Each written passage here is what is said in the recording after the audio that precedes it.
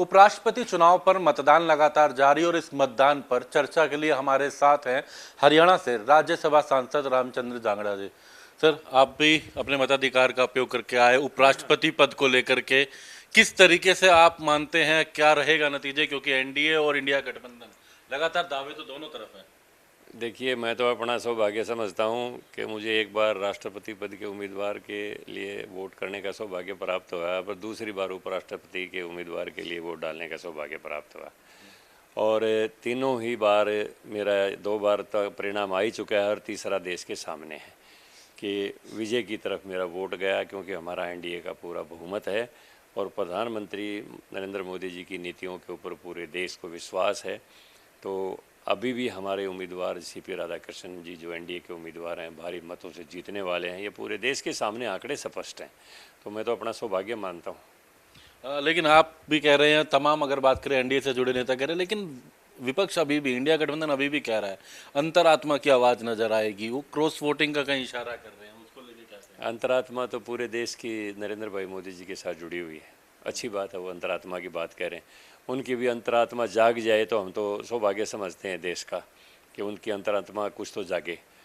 जिसकी अंतरात्मा जागी हुई है वो नरेंद्र मोदी जी की नीतियों से बाहर जा ही नहीं सकता है, वही देश के लिए कल्याणकारी हैं। तो मैं तो अच्छा समझता हूँ उन्होंने अंतरात्मा की बात की है। जहां अभी तक के आंकड़ों की बात करें, हालांकि थोड़ी देर के बाद तस्वीर स्पष्ट होगी जब मतदान के बाद मतगणना होगी, लेकिन जो आंकड़ा एनडीए का 435 के आसपास कहा जा रहा था, हालांकि स्थिति गणना के बाद आएगी। कहाँ मानते हैं विपक्ष को, एनडीए गठबंधन को कितना होगा, कितना अंतराल रह सकता है? देखिए, मैं कोई कैलकुलेट करके नहीं कह सकता, मेरा इतना ही दावा है कि बहुत अच्छे बहुमत से हमारे उम्मीदवार जीतेंगे सीपी राधाकृष्णन जी। विपक्ष के मुकाबले में दिखाई भी नहीं देगा।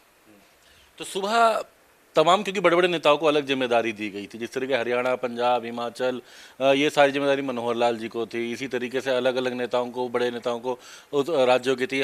जो यहाँ जिम्मेदारी थी 5 राज्यों की, सुबह दिखा वो भीड़ पूरी संख्या थी यहाँ पर मनोहर लाल जी के यहाँ। देखिए, सभी जितने भी मंत्रियों के पास माननीय सांसदों का सुबह का नाश्ते का प्रोग्राम था, जैसे मध्य प्रदेश के माननीय शिवराज सिंह जी चौहान के पास थे, तो हरियाणा, पंजाब, उत्तराखंड और हिमाचल प्रदेश के माननीय मनोहर लाल जी के पास थे। तो ये एक औपचारिक बिल्कुल सभी लोग गए हुए थे, हिमाचल के भी हमारे, उत्तराखंड के भी, हरियाणा के भी, पंजाब के भी, जितने भी हमारे सांसद हैं सब गए हुए थे। और जीत के बाद तो जश्न होते ही हैं, जैसा पार्टी का मैसेज अब आ जाएगा। तो जीत के बाद जश्न होगा, और इनका कहना है कि अंतरात्मा भी एनडीए की तरफ है, तमाम अन्य नेताओं की भी। एनडीए के तो तमाम सांसद हैं ही, इसलिए बड़ी जीत का दावा करते नजर आ रहे। इनका कहना है कि इन्होंने भी आज जो वोट करने के बाद, क्योंकि अपनी बात रखी है कि एक बड़ी जीत जो है एनडीए के उपराष्ट्रपति पद के जो उम्मीदवार हैं, उनका कहना है कि उनकी जीत रहने वाली है।